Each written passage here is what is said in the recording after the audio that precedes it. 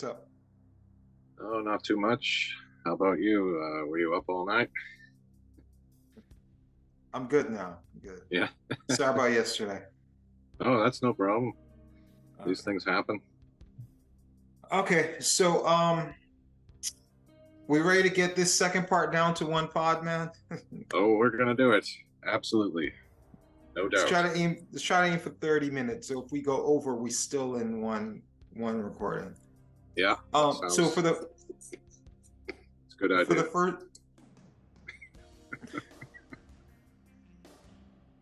idea. first section, I just want to. There's a lot of topics we could do because there's a lot of ways to break this down, but I want to kind of limit it. So I just had a few topics to go over in the first section. Let me know if there's any you want to add, because I only picked a few. Okay. Implicit bias is something I want to get into. The Rashomon effect, the rape, um, the style, the vanity of the storytellers, the different theories on who the actual killer is, and the filmmaking techniques. Is there anything I left out? Because there's a lot of other things I could have put in there, but I just didn't want to put too many things. Anything I left out that you want to talk about in the first part? I don't think so. That sounds good. Okay. All right. So this was your first time watching it? No, this is my second time. Okay. Did you watch? So generally, these Criterion releases, they don't dub them, but I think RKO or whoever had the U.S. rights to it initially did have a dub version. So did you listen to the English dub or did you read the subtitles? I read the subtitles. Okay, perfect. Because I've seen this movie maybe about 4 or 5 times, and I think I've did the subtitles once or twice, but mainly I've done the dub version. I did the dub version now, so at least we're coming at it with different points of view, possibly. Different points of view with Rashomon? No way. Impossible. That's not the way I remember this. No. Okay, so the Rashomon effect. This is actually, I think, in the dictionary now, since this film came out. And it's essentially a storytelling or writing method in cinema in which an event is given contradictory interpretations or descriptions by the individuals involved, thereby providing different perspectives and points of view of the same incident. This, I don't think, was invented, obviously, with Rashomon, but it was certainly popularized and obviously became, part of our culture. I remember way before I even heard of Rashomon, I watched a lot of sitcoms as a kid. I was the only kid. I didn't go out much. I spent a lot of time in the house. And almost every sitcom you watched, they'd go through the different things that every sitcom goes through. You win the lottery, you get in trouble with the law. There's certain like episodes that almost every sitcom would go through. And one of them would be the Rashomon effect, where something would happen and you get these different perspectives. At the time as a kid, I had no idea this is where it came from. But for me, it was ingrained as part of the pop culture, part of the zeitgeist of growing up as a kid, Yeah. is knowing about this without actually knowing about this. Yeah, it was the same for me. I remember, I think the first one I saw was actually an episode of Happy Days when I was quite young. And I think it had to do with Fonzie getting shot, and then three different people give their account of how it happened. And that's the first time I remember seeing it. But obviously, since then, I saw it again and again, not just in TV, but also movies. And yeah, it's just, you can't get away from it. And so, even though I hadn't seen Rashomon for a long time, I felt like I had, because I'd seen so many different versions of it. Absolutely. And while this isn't, I wouldn't put this up there with Citizen Kane, which also invented a different way of telling stories or popularized a different way of telling stories. I don't think the movie is in that category as far as quality of movies, but as far as being innovative, cutting edge, historic, important, I think it's up there as far as that with a film like Citizen Kane. Yeah, I think so too. I think it has had a huge influence, and not just in film and TV, but there have been several play adaptations of it. I mean, it just goes on and on. You know, it's one of the sort of formats that people use when they tell stories now, and I think it definitely all comes from Rashomon. Yes, and Rashomon, I believe it was based on from what I've heard, it's a combination of two books. But the main book seems to be In a Grove. Yes. And I think the main dividing line between the two versions is In a Grove was testimonials. And I was like, there's a few older books I tried to get into, like Dracula and the Invisible Man. And one thing I realized with those books is they're kind of testimonials. It's not an easy, it's a kind of a weird read. So it's not like a structural, narrative that you're used to.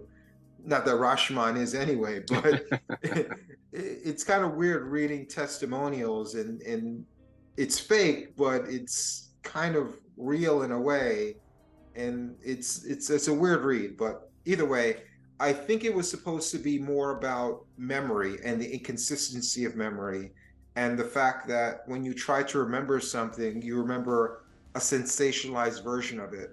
And then subsequently, every time you try to remember that same thing again, your memory is based on that sensationalized version of it as opposed to what actually happened. And the more you remember something, the further you go away from what your mind actually processed when it first happened. And what your mind processed is just only your point of view of what happened. So the more you remember something, the less you remember something in a way, ironically. Mhm. But yeah, I think In a Grove was more about memory, and this is more about people and how people. So it's similar, but it's different in a way. One's an examination of something, and the other is examination of human behavior. So they're similar in a way, but they kind of deviate a lot as well.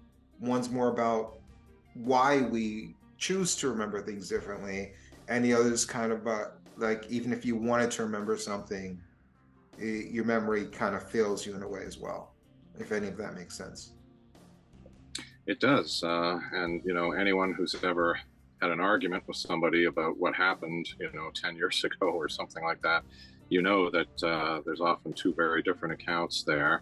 And what's really surprising to me is when I have a strong memory of a movie that I saw 10 years ago, sometimes when I rewatch the movie, I'll see, oh, that's not the way I remember it, So the proof is right there that in my memory, there was a different way that the scene played out, but that the proof is there. The movie hasn't changed, right? It's my memory of it that has changed. So, yeah, memory is definitely a tricky thing. Yeah, absolutely. I think, I mean, they're both very interesting ways of going about it. I think I prefer the Rashomon method as, is you can examine like why do you remember it differently? Or you can say, what about you chooses to take your memory in a certain direction, It's like you remember it differently, but these are the differences. Now let's examine like why you interpret it in that way. And there's only one way to really examine that is to have different versions of it. You can examine memory with just one person remembering something, but to fully understand it from a human standpoint, there has to be multiple points of view to really understand, like, okay, why are you the hero in this story the way you remember it? If you're the only person that witnessed it, you can't really examine that. You can only examine memory. But if there are multiple people that remember it, then you can then examine not just why your memory changed the circumstances, but what about you decided to make yourself the hero or the villain or the bystander, in that particular situation. So I think they're both interesting ways of going about it, and I think this whole discussion is very interesting as well. Yeah, and you're just making me realize that working in the true crime business, you often get that there where there's a crime and you get several different people saying, here's what happened. and they're all trying to make themselves look innocent or good, you know. And so you could say that in a way Rashomon is related to that, because it is a crime, and there's different people giving their opinions on what happened. And so, yeah, I think there's a tendency to make yourself look good when you tell the story, whether it's, you know, I'm the hero, or whether it's, hey, I'm innocent, I'm not the guy who did this. It seems to be human nature in a way. Yeah, there is a certain amount of vanity to recollecting stories or storytelling in general when you're actually involved in the story you're telling. Um, this is very different from Rashomon, and this is no way a defense, but if you remember when Me Too first started with Harvey Weinstein, all of these women came forward telling their stories. And everyone says he's a monster, he's a rapist, he took advantage of women, he had sex with women to get parts in movies. And all these women came forward. So what did we know about Weinstein that made him a monster? He raped women and he had sex with women for movie roles. Those are the two main things that made him a monster. Would you disagree with that? Or No, that okay. sounds about right. Yeah. So we can put that as partial fact, right? So when all of these women came forward, none of these women said, I had sex with him, or I got the role because I had sex with him, or he raped me. None of them said that. And again, I'm not saying that he did or didn't, but it's part of the vanity of it as well. Like, I'm not saying they're not victims. I'm not saying he's not a monster, but all of these women that got parts in his movies, they all call him a monster, but none of them admitted to having sex with him to get those parts. So you're either saying he's innocent or you're saying that you're lying, you know? Because if he's having sex with women to get parts and all of these women in the movies won't admit to having sex with him, then what are we talking about exactly? And again, I'm not bringing this up to shame the women or to exonerate him in any way, but I'm just using an example as part of the vanity of it. It's like, I want to call him out for being a monster, but I want to tell this story in a way that doesn't make me look like I had sex with a guy that I think is gross to get a part in this movie. I'm more concerned about my image than I am about, you know, showing what type of monster he truly is, type of a situation. Yeah, well, and I suppose what would it say about your own skills or ability or talent if you said, yeah, I got the part because I had sex with him, as opposed to because I was the best person for that part, if you know Also, what I mean. what would it say about your morality? Yeah, exactly. I also remember there were some Russians who reacted to this story, and they said those Americans are wimps. You know, this is normal. You know, he's a powerful man. Of course, you know, he would have sex with women and give them parts. Like, they just sort of accepted that as the normal course of action. So interesting, I guess, different perspective on it. Yeah, and I think before he got caught, I listened to Howard Stern all the time as a kid. There was an interview with him way before all of this happened where he said he wished he was, again, my memory is going to fail me because I'm trying to remember it in the context of this, but Yeah. Paraphrasing, remembering it a certain way. But I remember he got into the fact that he almost wished he was born sooner in a different era.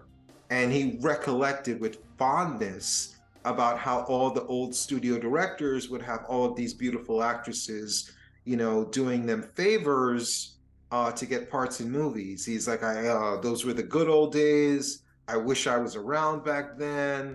And he talked about it fondly on the Howard Stern show. I remember Howard called him out on it a little bit, but not too much because this wasn't a thing back then. But in defense of Howard, he kind of was a little bit grossed out by it and did try to delve into it a little bit. But again, it wasn't a major thing because none of the Me Too stuff was even a thought at that time. But yeah, there was a time and place, like you talk about with those Russians that you talked about, where that was a norm in Hollywood, where you had sex with directors and producers for parts.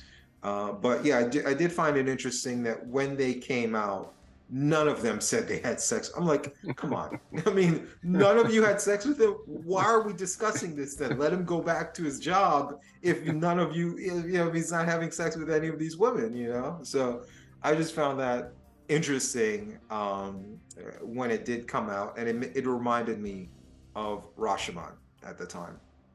Yeah. A few other interesting things about this film is, speaking of sexual assault, since we're on that topic, Yeah. the sexual assault in this film, I won't say the R word because that'll get us demonetized, but the sexual assault in this film. Now, when you read about the synopsis of the movie, and even Kurosawa himself says this movie is about a sexual assault. There are 4 versions of this story that we see in Rashomon. Only one version touches on it at all, and that is the bandit. One version of this we get. So we get 4 versions of the murder, but one version of the assault. Only one. In that one version, she wanted it. What is that saying? Exactly.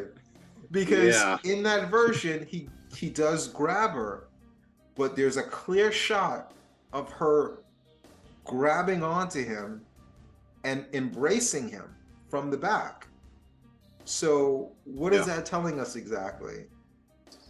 Yeah, I was shocked, to be honest. I thought that all 4 stories were going to talk about the sexual assault.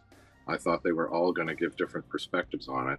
And when, he was the first one, so his story, she starts to enjoy it, I guess, is what's happening there, which is kind of an old-fashioned myth that exists in, erotica of the distant past, right? That if you sexually assault a woman, she will ultimately enjoy it because she won't be able to help herself. Like, that's kind of the taming of the shrew.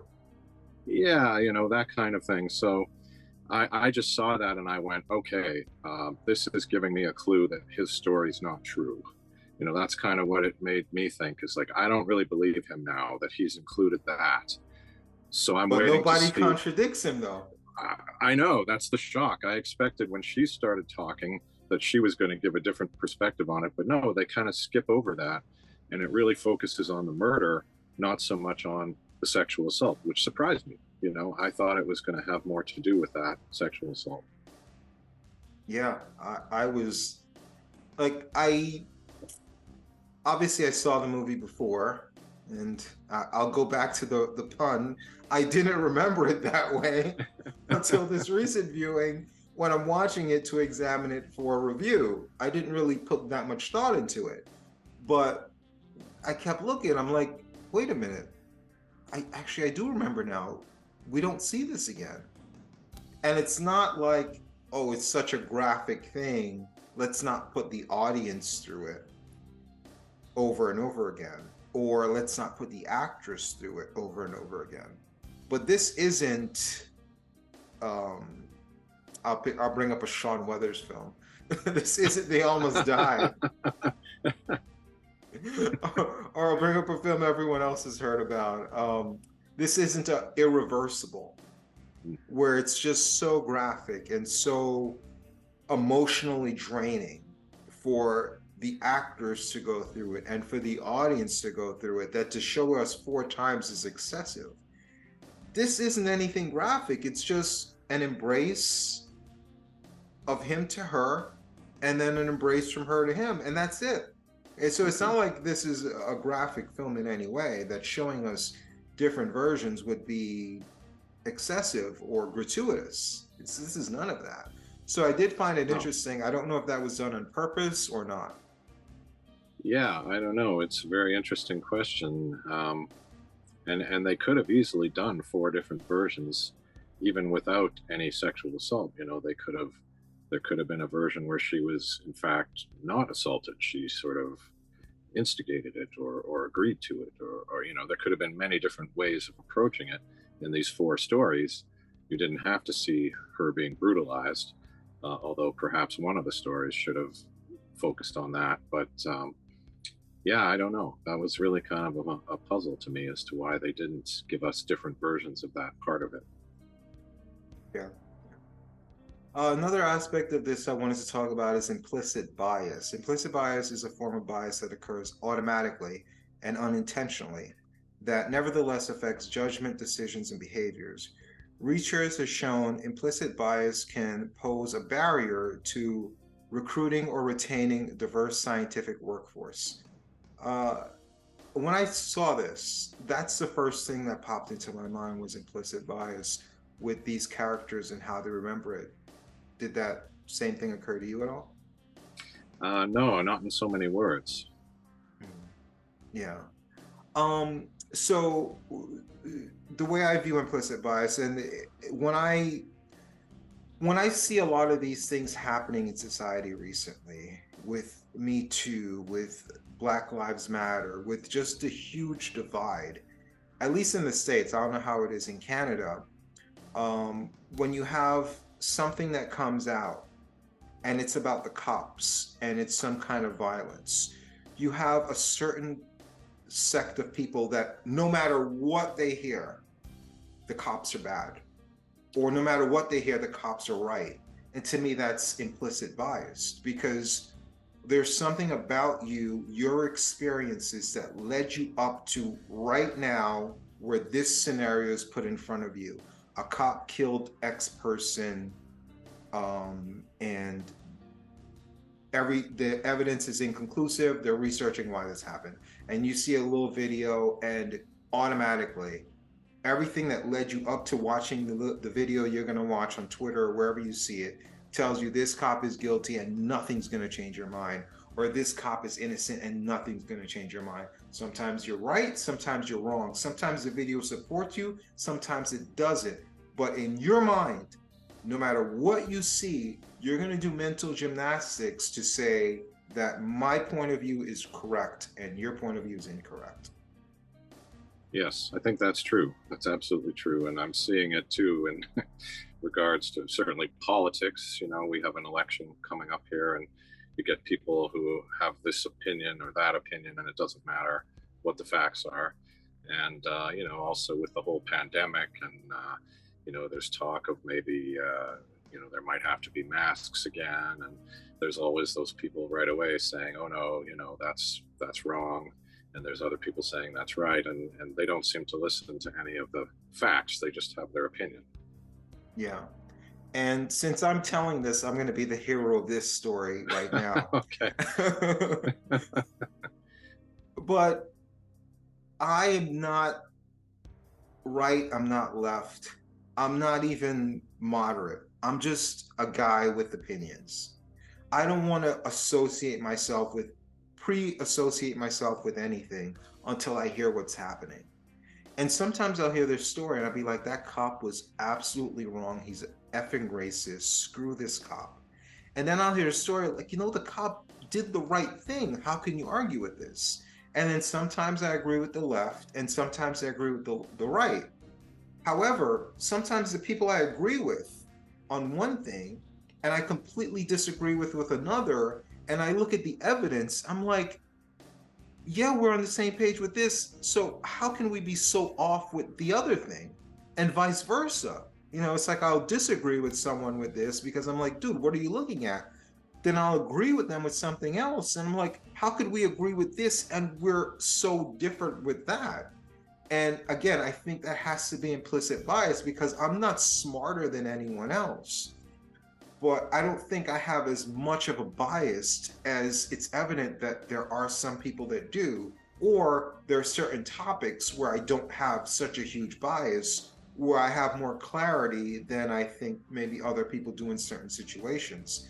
But I see this all the time, and I find it scary that there are so many intelligent, powerful people that can make so many logical decisions but then have a blind spot when it comes to something else. And it's so obvious that they shouldn't be agreeing with this, but you respect them because of their success, their intelligence, and a ton of other attributes they have. And it's scary to know that someone with all these qualities can have such poor decision-making process. And I think it doesn't come down to intelligence. I think it comes down to implicit bias.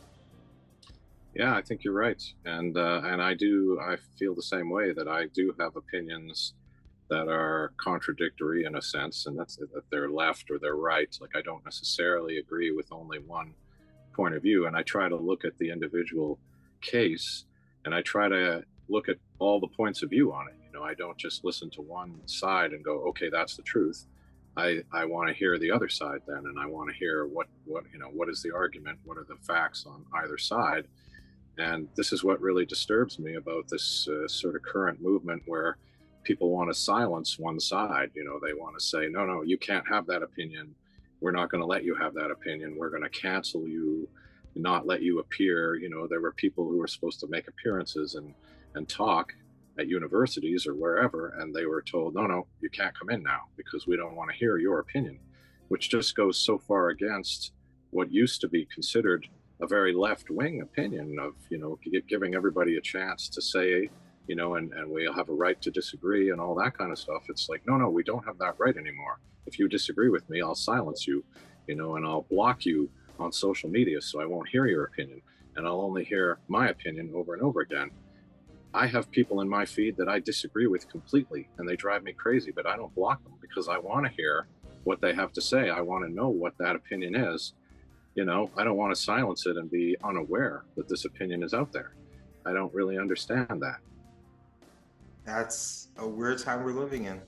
Yeah. But I see it all the time, and watching this movie kind of reminds me of that. Moving on. This film has a lot of interesting techniques. It's not just a good film, it's not just a good story, in a Grove or Rashomon. The story structure as well, but it's also crafted by a great director. Akira Kurosawa is one of the greatest directors ever, probably in my top five. I mean, if I had to think about it, him, Wells, um, uh, Tarkovsky, maybe, definitely Kubrick, maybe some kind of mix like that. But I would have to put him up there with my top five. And I think this is one of his first, like, essential, like, really, really top tier great films. And he would go on to make a lot of other films that are just as good, if not better, than this as well, which says a lot about him as a filmmaker. But I wanted to get into some of the techniques he used that were kind of interesting. Shooting into the sun. He's one of the first directors that's credited in a mainstream movie or in a, you know, feature length movie. I'm sure short film directors did a lot of experimenting and things like that. But shooting into the sun, which was kind of cutting edge at the time, he wanted to make the rain pop a little bit more, so he put black ink in the rain machine, using mirrors to increase some of the reflections that you see in the forest, because I guess that was a theme of the film, where it's like shadow and dark and you know, light and blackness and things like that. There was a scene where they were running in the forest, and to achieve that effect, instead he couldn't just track them, so he just made them run in a circle.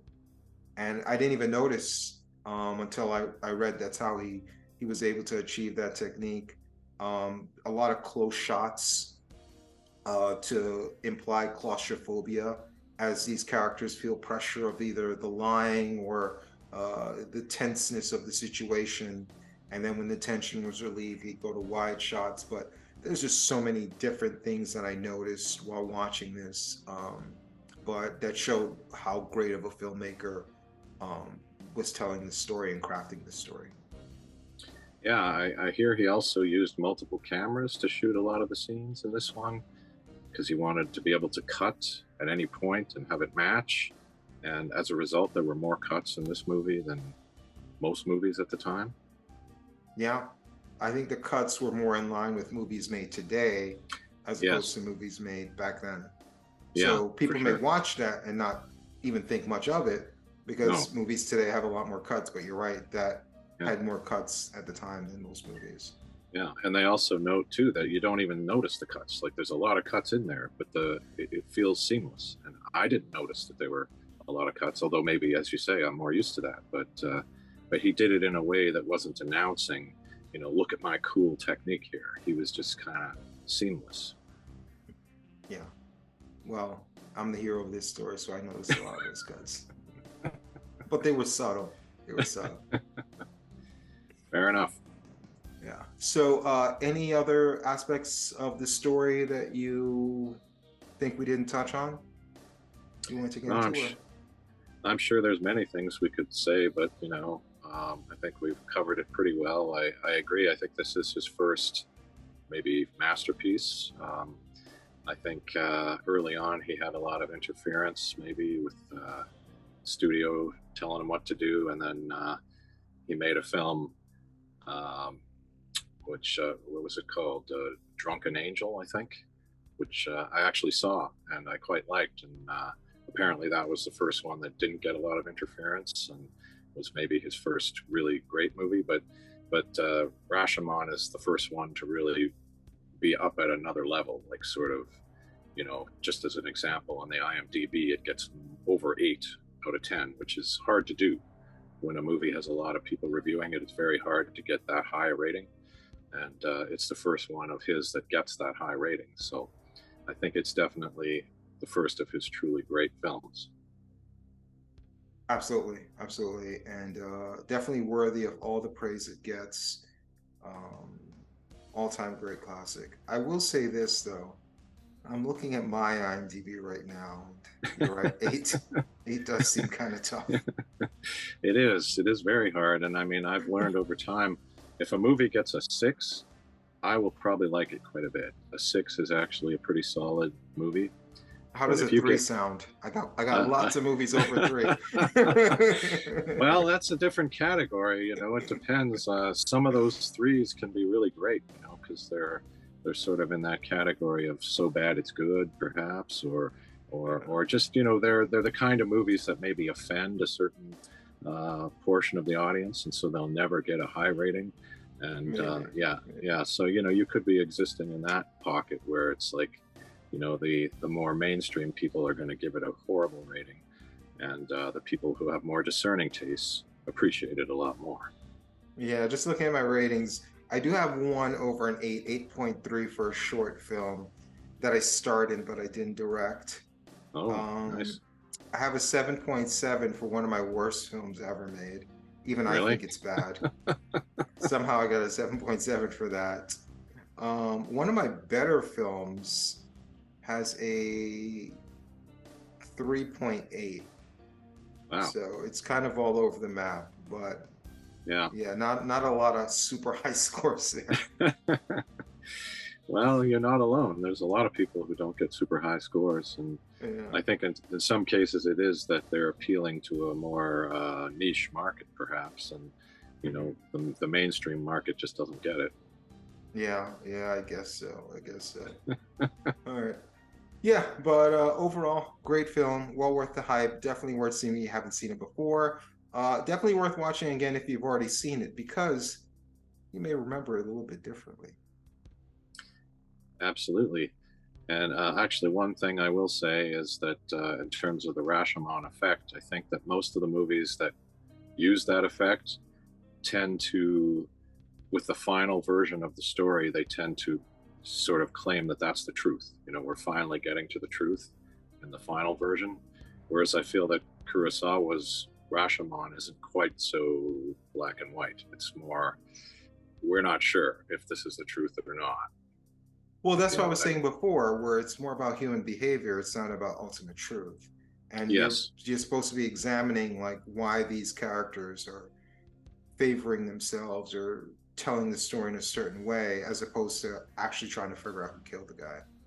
Yeah, but I think a lot of the people who copied it just wanted to use the device to sort of funnel down to the truth. Yeah, they kind of lost the whole point of it, I guess. Yes, exactly. Yeah. I can't believe you ruined my ending with the remember line. That's how I wanted to end this review, to go with the whole Rashomon theme. You can just cut all of that. Yeah, just cut that. Get rid of that. I'll get rid of you. How's that sound? Then I can do all the talking. I can be the true hero of this podcast. Absolutely. At the opening of Rashomon, we see 2 men a woodcutter, and a priest take shelter from a downpour under the Rashomon city gate. Another man joins them and notices that they seem upset or out of sorts. They tell him a story. The woodcutter claims he found the body of a murdered samurai 3 days earlier, as well as some other things like a woman's hat. And the priest claims that he saw the samurai traveling with his wife on the day of the murder. So the two men testify in court, and then they hear the testimony of a captured bandit, and he's played by Toshiro Mifune. We get version 1 of the events. The bandit sees the wife, decides that he must have her. He prefers not to kill the husband, but he will if necessary. He tricks the samurai with a story about a cache of valuable swords that he's got hidden somewhere, and he's willing to sell them at a cheap price. So the samurai follows him into the woods. The bandit jumps the samurai, ties him up. Then he goes back to the wife. And something about the wife makes him kind of angry and jealous of the husband, and he decides he's going to walk as he assaults the wife. So he tricks the wife into following him back into the woods where the husband is tied up. He starts to assault her, but then she gets into it. She sort of starts to enjoy it, which is kind of a throwback to the classic mythology and some old politically incorrect erotica. And perhaps this is the first clue that the bandit's story may not be entirely true. Afterwards, the wife says that she can't live with the shame of knowing two men, so they must fight to the death. So only one remains alive, and then she will go with whoever that one is. So the two men fight. They fight a good fight. The bandit kills the samurai, but the wife is gone. And he also notes that he forgot about the knife that the wife had, which is apparently a valuable dagger. And so that's kind of the end of his story. Do you have any thoughts about this part? Oh, of course I do. What are we doing here if I don't? Exactly. So obviously this bandit is the hero, right? Because first of all, he would have minded his own business if there wasn't this serendipity that happened. Just as she passed, a gust of wind blows her veil and he sees her face and knew he had to have her. And yes, the greedy samurai fell for his clever trick. And he was able to outsmart the samurai. And the wife, who pretended she didn't want it, but once he laid his charms on her, she couldn't resist him. Sexual assault? I say passionate sex. And when he was just free to walk away, the wife pulled him back and say, "No, you have to fight to the duel." "Me fight? Well, to defend your honor I will." And after he valiantly killed the greedy samurai, the wife ran away. And there he was, left on his own, a murdered samurai, a runaway wife, and here he is, the valiant samurai, the valiant bandit. So, yeah, there's a lot fishy with this story, you know? I mean, if this was presented, I'd say, okay, let me hear another version. This can't be the only possible version of this story. Because, yes, yeah, I'm not buying any of it. Yeah, definitely there's something that doesn't seem right here. And yeah, you're right. He's kind of making himself to be the hero in a way, or at least to be less suspicious in a way, you know. She asked me to fight. It wasn't me, you know. And she was into it. She was into the whole thing, you know. So yeah, it makes him look less like a bad guy for sure. Yeah. So I don't know if there's any other details that we need to go over in there. Well, we could. There are a couple of things we can get into, but we can get into it when we go over the other versions and what's omitted and what's not. All right, so version 2 of the events we get from the wife. The wife testifies, and she claims that the bandit did assault her, but afterwards left immediately.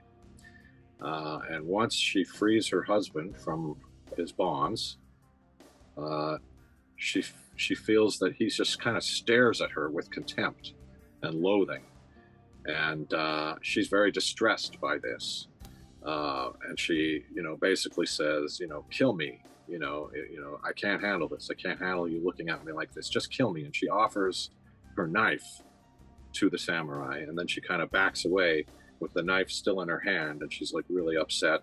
And then she sort of comes forward with the knife kind of sticking out toward him, and we sort of cut back to the trial, and she says, I must have passed out after that. And when I came to, her husband was dead and the knife is sticking in his chest.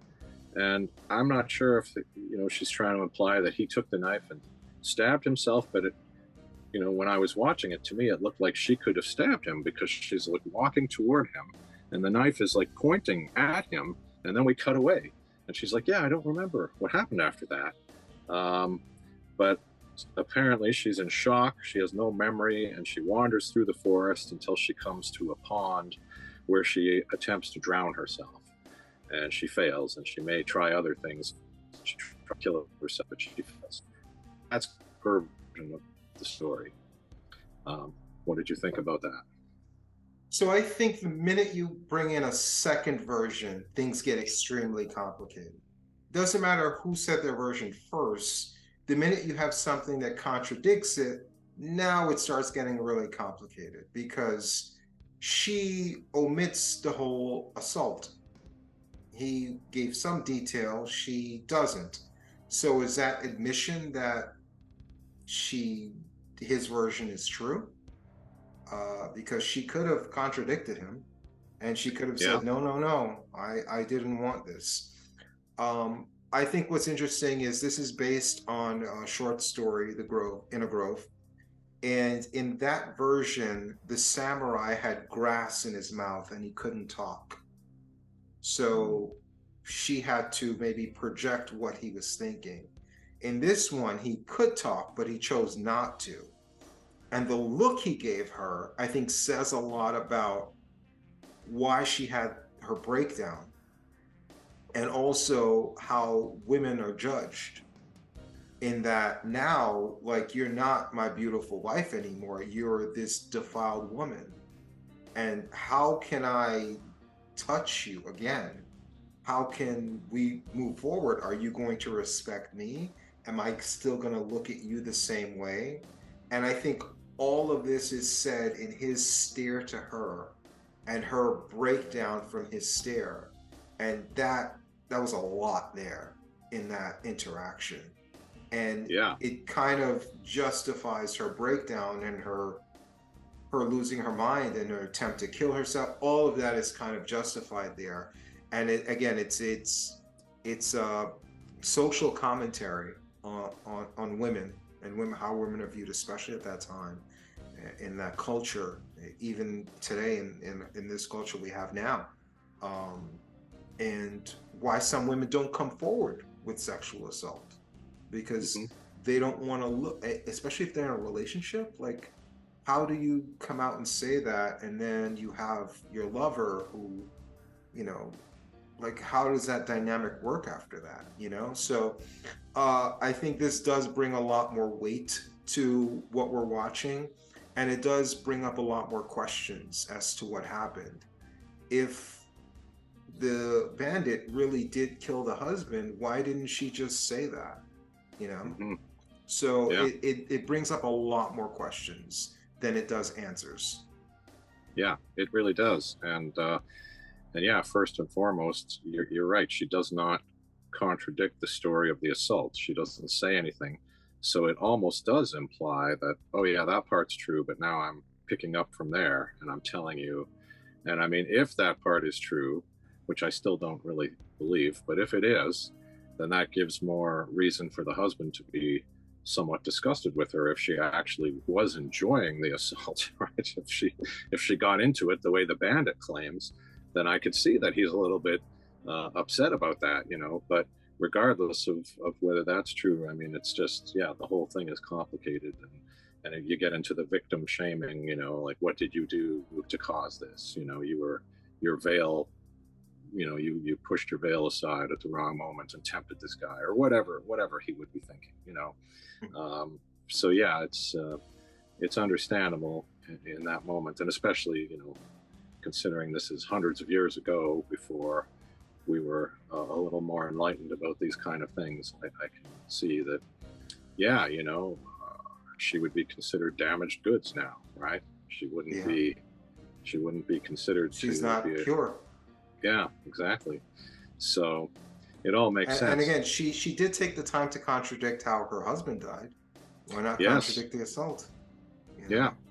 Yeah, exactly. And again, I found it strange that her version of the death or the murder is so different, you know, because in the first version we have them fighting a duel, and here it's just like, yeah, I passed out and he either stabbed himself, or maybe I stabbed him and I don't remember. But it's a very different version, you know. And how could the bandit have been so off on that? Like, if her version is true and he just left, why would he make up this whole story about fighting a duel and killing the guy? He could say, oh, I just left, I don't know what happened. And that makes him even more innocent, you know? Yeah, and to me, this starts the saga of everyone claiming they killed the samurai. Because, I mean, in a way, she's saying that she did. Yeah. Yeah, I mean, that's kind of the way I took it, you know? But, you know, and it kind of fits again with the true crime kind of a thing, where it's like, oh yeah, I don't know what happened, but I was holding the knife and I was walking toward him. And it looks pretty suspicious, right? Looks like you probably did it. Version 3 of events. The samurai's testimony is heard. Much to my surprise, the samurai testifies through a medium.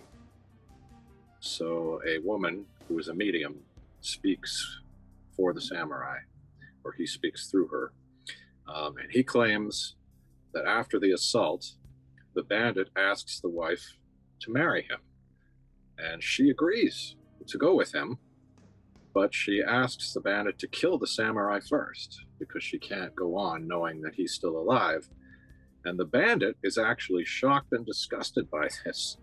And he basically gives the samurai the choice of, you know, the bandit can kill his wife or let her go. But apparently he no longer wants her, because this is so shocking and disgusting that she would want her husband killed. And so the samurai, it seems to me, he doesn't really give any clear answer. And then the wife runs away and the bandit chases her.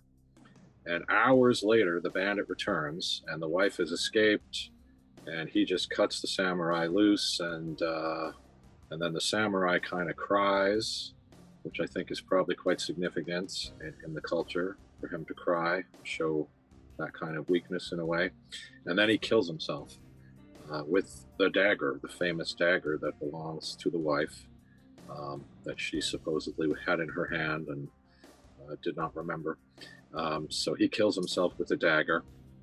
And then later, he feels somebody remove the dagger from his chest, but he couldn't really tell who it was. And then back in Rashomon, the woodcutter says there was no dagger, only a sword. And we find out that the woodcutter may have seen the whole thing, but he didn't admit it. He didn't tell the court. So I'll stop there. That's version 3. So this continues the vanity of all three characters. So you have the bandit, who is a victim of circumstance.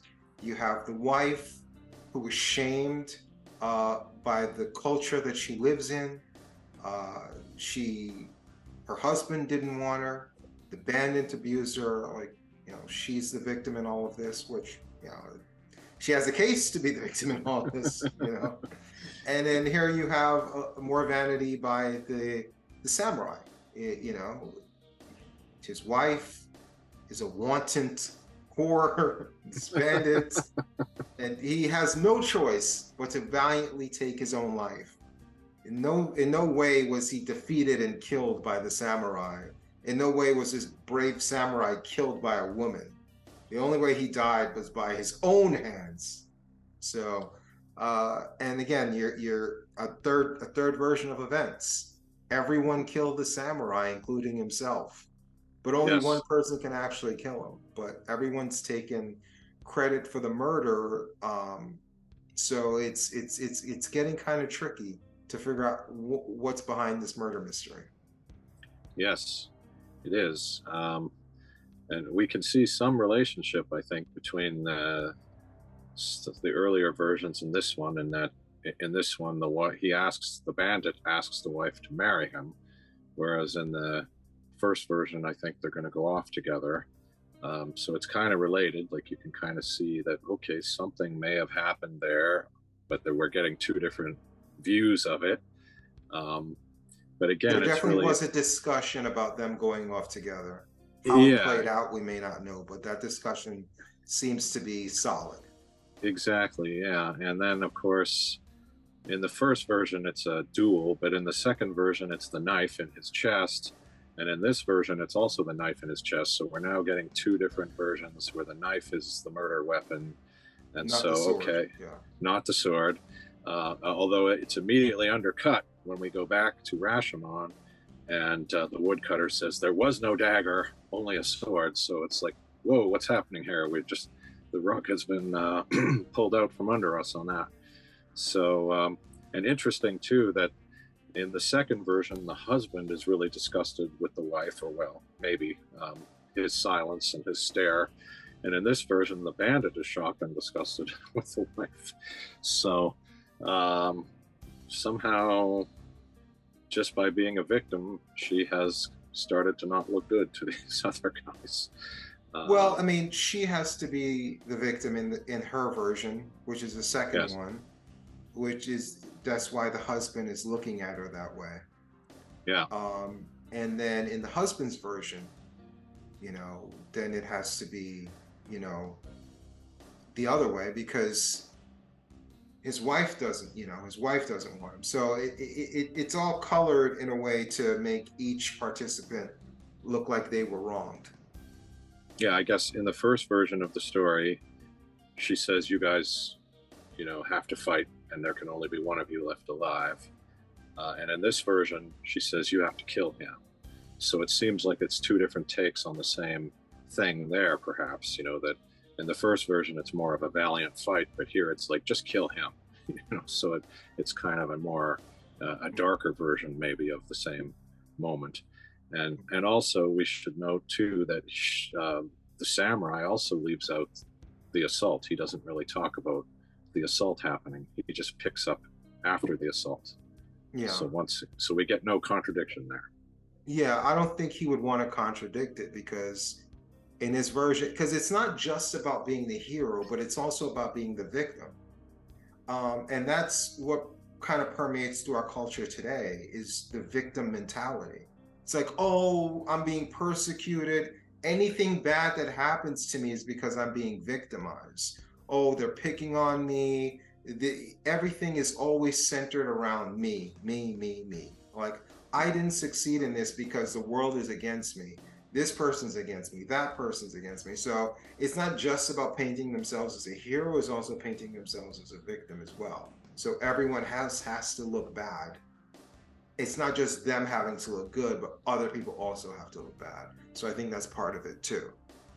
Yeah, you could be right. So are we ready for version 4? Yes, we are. All right. So version 4 of the events is the point of view of the woodcutter, who apparently saw the whole thing but did not admit to the court that he saw it because he didn't want to get involved. So in his version, the bandit asks the wife to marry him, but she cuts the husband loose. And the bandit interprets this as, oh, we must fight, So it kind of relates maybe to the earlier story of, hey, we have to fight. But she doesn't actually say that. She just cuts the husband loose, and the bandit interprets it as, okay, we must fight over her. And then the husband refuses to risk his life for a woman like this, as he says. And the bandit seems disgusted. And then the wife winds up kind of declaring them both to be feeble and pathetic. She has some very negative things to say about both of them. And ultimately, they do pick up swords and they fight. But it's a pathetic and incompetent fight. There's no amazing sword play. It's epic. It goes on and on and on, but it's weak. It's not two great swordsmen fighting. And so at the end, the bandit kills the samurai, and it's not particularly heroic or anything. And he expects the wife to go with him now that he has done this, but she refuses. So he limps off carrying the two swords. And I guess I'll just stop there and say that's version 4.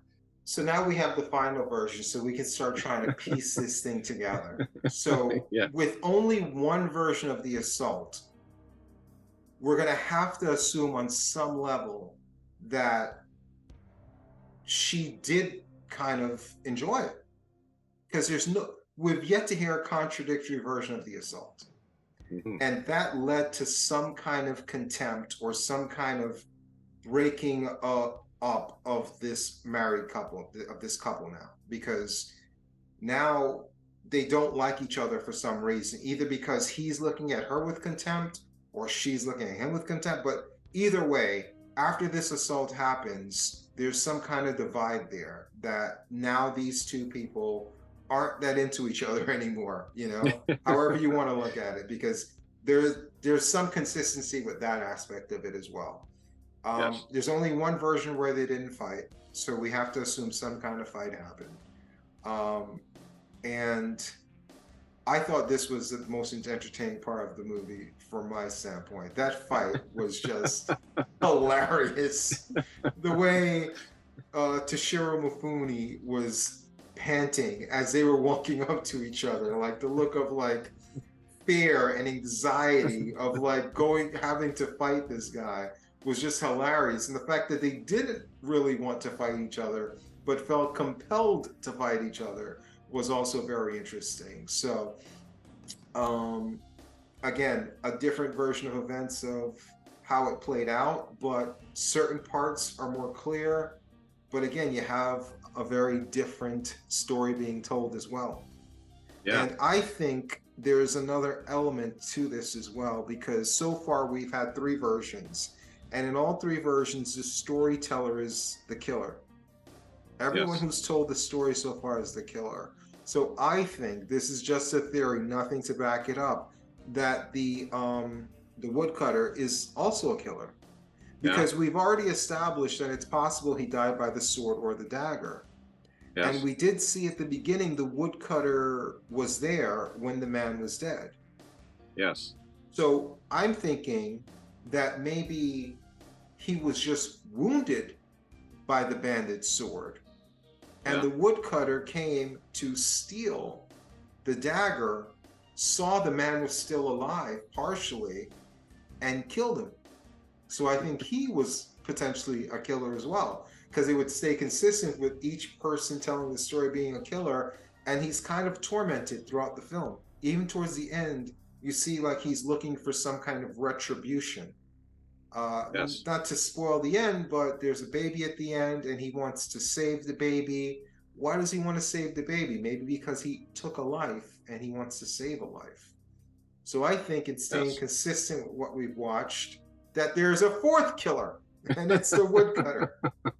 The woodcutter did it. Before the butler did it, the woodcutter did it. Well, that's interesting. That takes it to a darker level. And I'll talk a bit more about the woodcutter.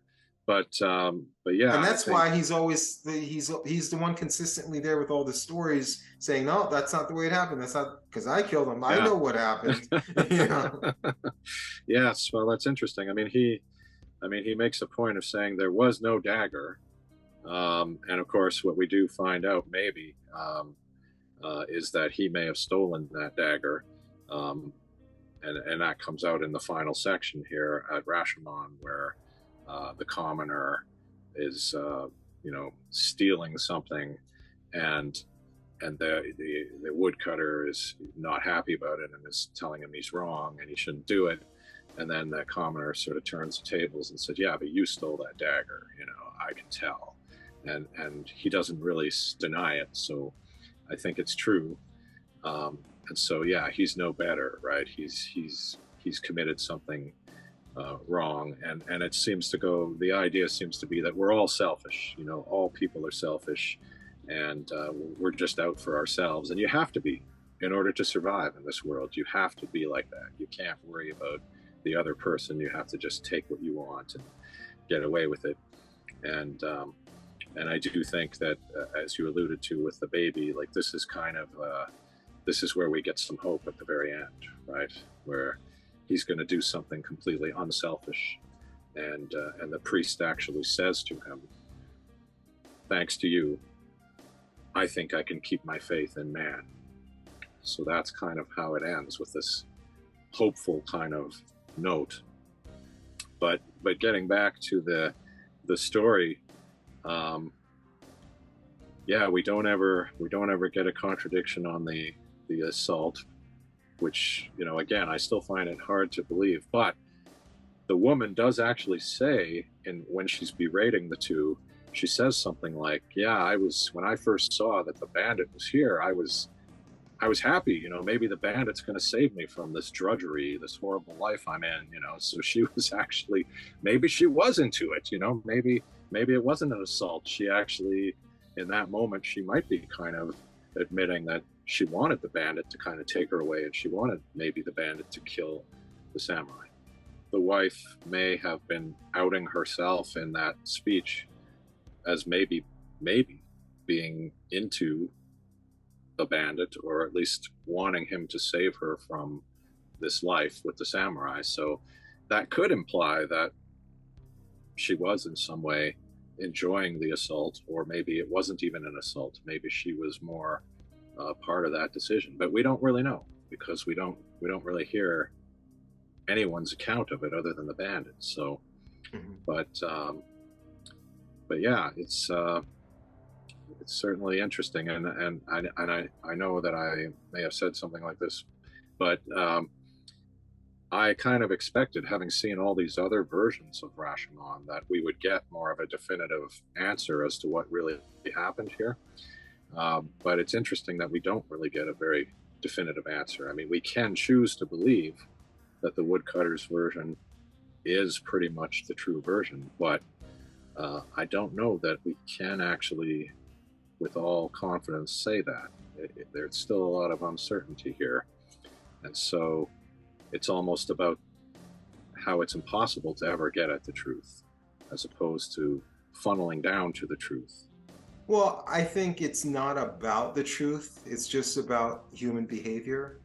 And that's why the ending is about, you know, it's not even about the solving of the murder. It's about, can you find hope in people? And Yes. that's why the ending didn't involve any of the three people in the grove or in the forest. It involved the storytellers, and and they're telling this story, and, you know, they wrap it up, you know, without any answers, because that's life. Life doesn't come prepackaged with answers, and they're left with the end of that story feeling hopeless based on everything they heard. And then that ending with the baby says, yes, there is hope. Despite everything that we heard, everything that you saw, there is hope for people. I love the fact that it was not about solving a mystery. I love murder mysteries, but I've seen a lot of them. This is very unique in that it's a murder mystery where it's not about finding the answer. So I love that aspect of it. I didn't love the ending from a standpoint. It feels like it's kind of like why I'm not a fan of Steven Spielberg, because it feels like a Spielberg type ending, where it's just like, yeah, you have this great movie, end it, no. And Spielberg goes on for another 20 minutes with a schmaltzy ending that he ends all of his movies with. And it's like, oh, Spielberg, can you not Spielberg so much? And this kind of felt like that, where it's just like, you have this really great movie, and then you have this schmaltzy ending that kind of makes you feel warm and fuzzy inside. I don't want to feel warm and fuzzy. I want more of an ambiguous cut when it's all done. You know, leave out the denouement or whatever you call that part at the end that, you know, Yeah. that just like, you know, wraps everything up in a ribbon. So Yeah. Well, that's interesting. I actually, the first time I saw this movie, I just kind of reacted to the fact that, wow, we don't get a clear answer here. And the other thing was that none of these characters are particularly likable in the end. Like, you think you're going to sympathize with, certainly with the wife, and you think you may sympathize with the samurai, but as it goes on and on and on, you don't sympathize with any of them. They all seem to be negative characters. They all seem to be in it for themselves in some way or guilty of something. And so I didn't even remember the wraparound story in Rashomon. I didn't even particularly remember that ending. But watching it again a second time, I actually really liked that ending because it gave me a little more than just that kind of uncertainty. You need hope. You want a hug. but I think part of it is that it's not over the top in positivity. It's more just like there's a ray of hope here, you know, because it's pretty dark, you know, and especially when they reveal that, oh, you stole the dagger, like it kind of gets darker there. And you suggested an even darker possibility that maybe he finished off the samurai in order to get that dagger. So it takes us to a darker place in a way, but then it gives us that ray of hope that, well, okay, I'll take care of the baby, you know. And we don't know for sure. I mean, he could be lying in that moment, but it just gives us that possibility that there's a little bit of hope here. And so it's not a completely negative story. And I appreciated that this time. Little nitpicks here or there. It's a great film. And we only really touched on the story aspect of it, but the cinematography was great. The direction was great. The acting was great. This is just a historic film for a reason. You can focus on a lot of different aspects of this movie. We just chose to focus on the storytelling aspect of it and the different versions. But if we focused on any other aspect of the film, we could talk about it for another 45 minutes on each aspect, you know. But this is the one we chose to focus on. But just like Rashomon has different versions, this is our version of the story. Absolutely,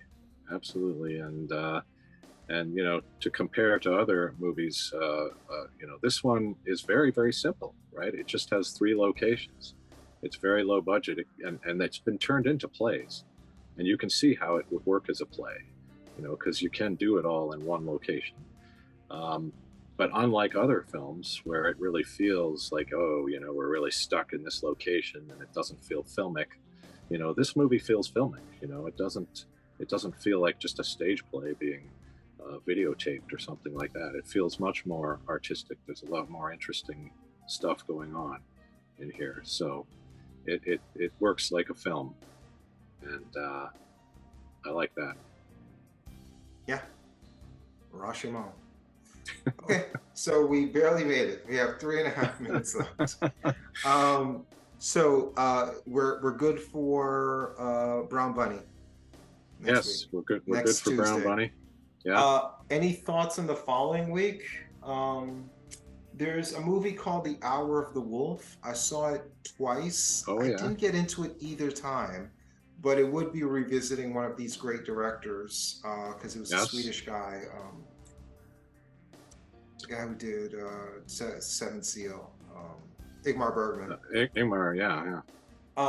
There's also Fury, which is slang. That's a good one. Yes.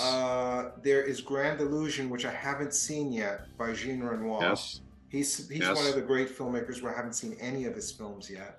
Yes. I think all these movies I'm mentioning are around 90 minutes too, so none of them are too long. And there's also, we had as a backup plan, if you didn't like Brown Bunny, we can still end up revisiting Vampire, which is like 70 minutes. It's also a great movie. Yeah. Any thoughts on which one you want to do after Brown Bunny? Well, it's funny, you said Fury, and that right away caught my interest. I haven't seen that one in a long time, so I could get into that. I'd also be happy to do the Vampire or really any of them. They're all good ideas. I haven't seen Grand Illusion yet, so I'd like to do that. But if you want to do Yeah, Fury first and then maybe Grand Illusion the next week or whatever you yeah, want to do, I'm fine. I'm fine with any of these movies, honestly. The yeah. only one that piques my interest a little bit more than the others is of all those films I mentioned, Grand Illusion is the only one I haven't seen yet. But they're Right. all pretty short, and I like them all. Yeah. Well, if you're okay with it, maybe let's do Fury and plan to do Grand Illusion Vaughn. All right, so after that. Brown Bunny, Fury, Grand Illusion. Yeah, Okay, that sounds good to me. sounds like a plan. All right. All right, Well, we finished up. We planned our next couple did. podcasts, and we We- still got a we minute did and a it. half left. And So, and you took a couple of phone calls as well. So I did. you know, I did. that's- I did. yeah. So this was an action-packed 40 minutes here. Yes, it was. Yes, it was. And Oh, just in case you're wondering, I could not hear the phone call at all. Like the time it happened a couple of weeks Yeah, ago. I think could all you can a hear is little- just my part of it. Yeah. Yeah, that's all I could And hear. maybe The time whatever may before leak that- out my headphones. Yeah, there was a little faintness, but nothing today. I couldn't hear anything. So Yeah. Oh, Just so hopefully you know. the audience doesn't hear it. So, yeah. the only thing I'm worried about is the Yeah. audience hearing the ringing, but I don't think the ringing will pierce through. I hope well, not. I didn't hear it, so yeah, hopefully they won't. Yeah, because that's the only thing that would really overlap with the review because we kind of paused the review during the phone conversations. So, Yeah. okay, I'll find out soon enough. All right, man. Thank you. All right. Till Tuesday. Okay. Thank you. All right, man. Till Take care. Tuesday. Yes. Mhm. Okay. You too. All All right. right. Bye.